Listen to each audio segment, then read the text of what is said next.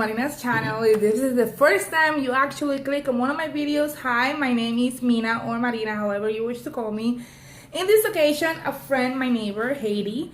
Or Heidi, if it's easier. Yeah, she's gonna help me out with this book tag. It's judge a book by its cover, and I found it so cute and so epic, and I can only hardly wait of what my friend here thinks and has to say. Yeah, what she has to say about these books. I had enjoyed some, I had loved some, and I have just not cared for others. So let's see how this goes. Get started. Yeah. Okay, the first book is called A Girl Against the Universe by Paula Strokes. Here we have the cover. I'm trying not to read the back. Yeah, my back. And look at Haiti. Look at the cover. And tell us, what do you think this book is about? It's literally about a white girl struggling. It's literally a book about this white girl that probably has a crush on a guy. Mm-hmm. The guy doesn't know she exists. And she's like, has a diary, or she has some type of place where she like vents out her frustrations because a girl against like the universe. It's like the typical like white girl dealing with stuff type of novel. And what happens when the girl who lost everything meets the boy who has it all? Oh my god, it's so cliche.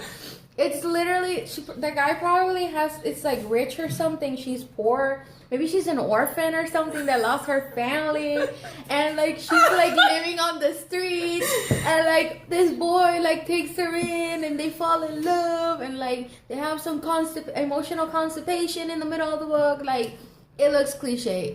It looks like something you read on a plane when you need like light reading. Wow, I'm actually surprised of how much stuff you got right by the cover. It's just by that. I lived for those books. She loses in an accident, a car accident, Maguire. She loses her father, uncle, and brother, and she's the only one that actually survives. And she starts believing that she's bad luck, that everything that bad happens around her family or around her neighborhood is her fault. So she lives by some charms and some things that she likes to do to prevent danger. And she meets this boy that has it all. He's a tennis player, a pro tennis player, and he falls in love with her as soon as he sees her. Because, you know, we like that so much. That love at first sight time. We love that so much. Those lies. Yes. And they go into an adventure helping each other finish a list of things they need to do to get better with their white people problems. White people problems. Yeah. First world problems. Yeah. It's just you can tell by the cover how cliche it is. And I didn't read like the synopsis or anything. I just watched the cover. It's like look at it. It's a pasty white girl stressed about life. It's like they're so cliche. I did not like this book at all. I would suspect. I would have suspected. I pushed my way to finish it because I already spent time in life that was not gonna get back. The least I can do was to know what actually happens. Oh my god, they're probably gonna hire the whitest actor in Hollywood. Yeah, to do this. Oh my god, it's gonna be terrible. I'm gonna go watch it anyway. Yeah, we probably will because we're part of the problem. Exactly. Our second book here is Learning Not to Drown by Anna Shinoda. Look at the cover, beautiful cover. And Heidi, tell us, what do you think it's about? It's about depression. Uh-huh. It looks like somebody that's dealing with depression who like, I think the water like represents her struggle with life and like all her problems. And I think that's just her drowning in them. Mm-hmm. It looks like it's a book about depression and how dealing with depression or like anxiety or social problems. Because the other option would be like a fantasy book. Mm-hmm. It could be a fantasy book about a mermaid, but like that would be too cliche for the cover. Mm-hmm. I'm going more with my option, with the depression one. Okay, when I picked this book, I didn't read what it was about. I just saw the cover and I said, "Oh my gosh, I need to buy it." Mm-hmm. because I thought the same thing. I thought it was gonna be a book about depression. Yeah, dealing about depression, and it is not. It's a very it is about drowning in problems. Like, she has issues. She let me look up her name because I forgot her name. I know her brother is Luke, but her name, I keep forgetting it. Okay. I will put it below because I don't have much time.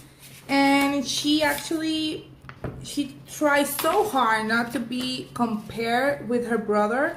Her brother Luke is in prison because he's a very bad fellow, and everybody needs to actually compare them. Oh, okay. All the time. If something goes missing, she's gonna be the first. The first one they're gonna blame. Yeah, they're gonna blame her for everything that happens. Okay. Just because of her brother's sin, and her family are so pro his brother. Like, everything that he does is because he was at the wrong place at the wrong time. So every single thing that happens to him is because of that.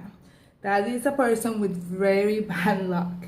And she goes into finding out that everything that she remembers is not actually what really happens. And I really love this book. Okay. I really loved it because it's actually her first book. I was kind of impressed by that she actually That's did actually a really run surprising. by that, yes. And it goes from what she remembers from her brother being like her hero to see her brother for who he really is. Okay, so like the whole shadow of a person just completely disappears. Yeah, that's okay. It is. If I could recommend you one of these books, it will be like this one.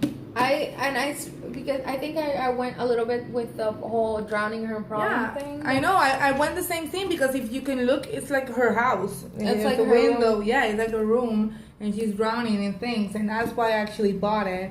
And when I started reading, it's like, you liar. But it seems interesting. I would have not suspected that from the cover. The first one is obvious. Yeah. But the second one is a little bit more tricky. That's nice. I like books that are like trickier. Yeah, I like them too. Okay, our third book, we're gonna only do 4, just so you guys know, not gonna be many. Yeah, you keep it short. It's called Saturday with Hitchcock by Helen Willinger. And look at the cover, it's a very pretty book. And let's see what he thinks about it. The best part about this that I know is that you were talking about it a lot, and the author actually sent her a copy. Yeah. Which makes it like 10 times cooler. Yeah, she's very cool. She actually saw my review of her book. I did not see that. Thank God I did not see that one video because I would have known what this is about. Yeah, because I put it on Twitter and about she getting me the book. Oh, you did? Yeah, but not about what is it about. I just put it that she sent me a book. And it's autographed and dedicated. Okay, that's cool. That's cool. Very cool. Okay, so my suspicions are, just by the book, that it's about these 3 friends who go every Saturday to watch old Alfred Hitchcock movies. By the way these 2 are looking at each other, I would suspect these 2 have a crush on each other. Like, there's a weird love triangle, like friendship going on. And I think he, I don't know, he could be like in love with her too, but he would never say anything because he knows his best friend or is in love with her too. So they have this weird friendship love triangle going on. But it seems interesting because, you know, a lot of people like don't enjoy black and white movies as much. But yeah, I think that's mostly what the book is about. Maybe there's something more. Maybe they'll have like different backstories with different like problems or something. I'm very bad with names. I'm just gonna put that out. But Macy, okay, Macy and Gary and Cyrus. Okay, there you go. You're kind of right, but not exactly. And I felt for that just the same because if you look at them, I'm gonna do a close up. Gary is looking at Macy, but Cyrus is looking at Gary. Oh, yeah. Snap, snap, snap. Yes, it is a triangle, love triangle, but not the way that we think. At first, Macy dislikes sharing her best friend, Cyrus, with Gary because they go every Saturday to see a Hitchcock movie because she wants to be a director. She wants to be in the movie business. And She finds out that her best friend is gay. And then she finds out that she likes Gary. And I'm like, oh, but I like Gary too. Like, what are we going to do? Plus, she has other problems like her grandmother going through Alzheimer. I can relate to that. I can relate to that. I told you, Helen, that it was a very relatable subject. Alzheimer is very relatable. A couple of years in 2015, I did lose my great grandfather to Alzheimer's. We did have to take care of him. It's something that a lot of people don't really like talk about. There's like, oh, Alzheimer's, people forget their memory, but you also forget about the medical aspect. You know, a lot of health issues, a lot of like struggles for families because you have to deal with someone that's gonna become either violent, they're not gonna remember who you are, they're not gonna remember where they are. So I think that's really interesting that they brought that into the book. That I can relate to it a lot. Yeah, sorry. And they actually they talk about as well about family problems, because sometimes the carry of somebody's health goes to one of the kids when there are more. And in her case, her uncle, her very cool uncle for her, is an actor. So he thinks that bringing the money is enough. That's it. But that's the thing. He's not bringing any money. He's not actually a successful actor. And also it talks about love, because even though she's sick, she feels love for somebody else. And I love this book so much. When I read it, I thought like, no, a preteen book. Like, why did I got my hands on this? And then I couldn't let it go. So it is very good. It is very good. And I can't wait to read more. Okay, our last book, it's called Turtles All the Way Down by John Green. Look at the cover and look at the beautiful signed copybook. Yeah, I have to tell my nephew that if he wanted to live, he would need to get me a signed book. Because I went... Mina threatened her. Yeah. Her signed copies all over the internet. Like, because I went... I went around the north area of Puerto Rico looking for a signed copy, and I don't know, Puerto Rico got missed. But yeah. Normal. So, hey, let's see. What do you think the book is about? Turtles All the Way Down. Yes. This one's kind of hard. Yeah, it is very hard. The cover is very ambiguous, so it's not like you can specifically let yourself... It's not like the rest of the covers where you just by it, you can give a hint of the story. This one is just like, there's an orange spiral, there's like the title, and then there's like...